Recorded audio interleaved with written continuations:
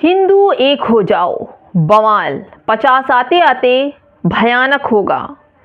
दोस्तों, ये भाषा का इस्तेमाल जो किया जा रहा है मुसलमानों के लिए, हाल ही में पदयात्रा शुरू हुई है हिंदू राष्ट्र बनाने की, और उसके जो सिपासालार हैं बीजेपी के प्रचारक धीरेंद्र शास्त्री हैं, जो युवाओं को साथ लेकर हिंदू राष्ट्र बनाने की कल्पना में निकल पड़े हैं पदयात्रा में।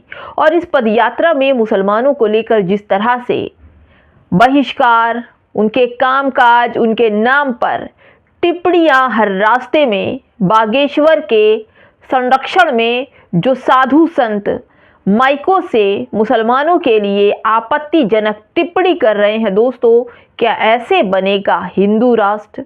इनका साफ कहना है कि अगर मुसलमान 50% हो जाएगा तो फिर हम कुछ नहीं कर पाएंगे। इसलिए ये बाकायदा हिंदू के युवाओं को बलगला रहे हैं मुसलमानों के खिलाफ। ये कहते हैं कि अगर ये 50 की तादाद में हो जाएंगे, 50-50, तो फिर हम कुछ नहीं कर पाएंगे। पूरी खबर बताऊंगी दोस्तों कि आखिर इस पूरी पद यात्रा का मकसद क्या है और क्यों निकाली जा रही है ये यात्रा। नमस्कार, आप देख रहे हैं बामसेफ न्यूज और मैं हूं आपके साथ शैला। बीजेपी प्रचारक धीरेंद्र शास्त्री खुद को संत कहने वाले, सनातन धर्म की रक्षा करने वाले एक सिपहसालार खुद को कहते हैं, लेकिन इनके साथ जो लोग जुड़ रहे हैं, यानी कि मैं कुछ क्रिकेटरों का नाम नहीं लूंगी, लेकिन फिर भी आपको बताऊंगी कि इनके ऊपर ईडी सीबीआई का छापा पड़ा, संपत्तियां जब्त हुई और ये फिर लगे जपने बागेश्वर धाम धीरेंद्र शास्त्री और पहुंच गए पदयात्रा में।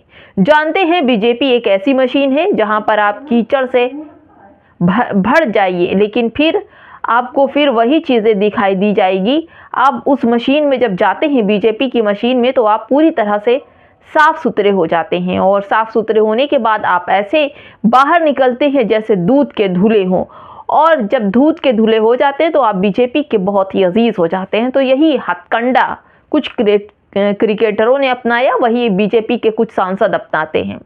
अब धीरेंद्र शास्त्री ने जिस तरह की पदयात्रा शुरू की है, उस यात्रा में तमाम हिंदू समुदाय के जो युवा हैं वो जुड़ रहे हैं और हिंदू राष्ट्र की कल्पना कर रहे हैं। लेकिन आपको बता दूं कि हिंदू राष्ट्र बनेगा तो क्या क्या होगा। अभी सिर्फ पदयात्रा शुरू हुई है, हिंदू राष्ट्र की कल्पना शुरू हुई है, और तभी से दलितों पर शुरू हो गया है जुल्म, जाति, अत्याचार।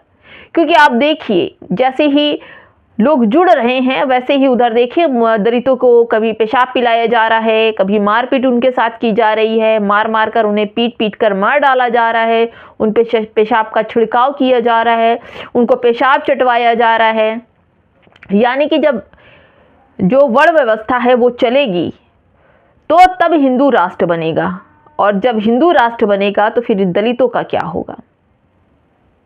आप ही सोचिए, जब हिंदू राष्ट्र था, आजादी से पहले जब ब्राह्मणों का आधिपत्य था, तब दलितों का क्या हश्र था। दलित की बेटियां अपने जिस्म पर कपड़े नहीं पहन सकती थी, उनको स्तन कर ब्राह्मणों को देती थी। और उसके नगेली की तो आपने कहानी सुनी ही होगी, दलित महिला थी, आदिवासी, जिस तरह से उनके साथ जो कुछ हुआ आप जानते हैं।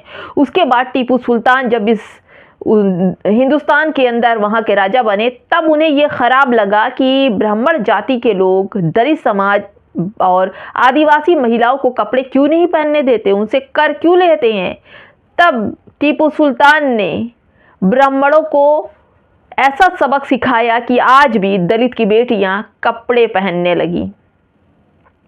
जी हाँ, उन्होंने तो ब्राह्मणों के साथ अत्याचार किया था, बिल्कुल किया था, क्योंकि महिलाएं सबसे सर्वोपरि है इस्लाम में, और इस्लाम में महिलाओं को कपड़े पहनना, बुर्का, नकाब, इस तरह से। और जहाँ पर दलित आदिवासियों की बात थी तो उनको कपड़े पहनने का भी कर देना पड़ता था। अब देखिए, बाबा बागेश्वर जो हैं वो चल पड़े हैं पदयात्रा में हिंदू राष्ट्र बनाने की कल्पना में। और जिस तरह से आप ये देखिए, भीमराव अंबेडकर के संविधान को साइड में रखकर सब कुछ मनुस्मृति के हिसाब से चल रहा है। आप ये देखिए, बाबा भीमराव अंबेडकर की संविधान लिखने वाले बाबा साहब को हटाकर किसी और का नाम मेंशन करने की बात चल रही है। लोग जगह जगह बाबा साहब की मूर्तियां तोड़ रहे हैं, उनके बनाए संविधान की धज्जियां उड़ा रहे हैं और फिर किसका डर दिखाते हैं? मुसलमानों का डर दिखाते हैं कि मुसलमान अगर 50% हो गया तो इन हिंदुओं का क्या होगा, हम अपनी जो सभा है वो नहीं कर पाएंगे, हम अपना पूजा पाठ नहीं कर पाएंगे। ये देखिए दोस्तों, मुस्लिम स्पेस की खबर है, एक वीडियो चल रहा है। उस वीडियो में एक संत है, बाबा बागेश्वर का साथ देने के लिए आए हैं। वो कह रहे हैं कि हिंदू एकजुट हो जाओ, वरना संत सम्मेलन या कथाएं भी नहीं कर पाओगे। जिस दिन वे मुसलमान जनसंख्या में 50% से ज़्यादा हो जाएंगे, कुछ राज्यों में हो रहा है, वह पूरे देश में होगा।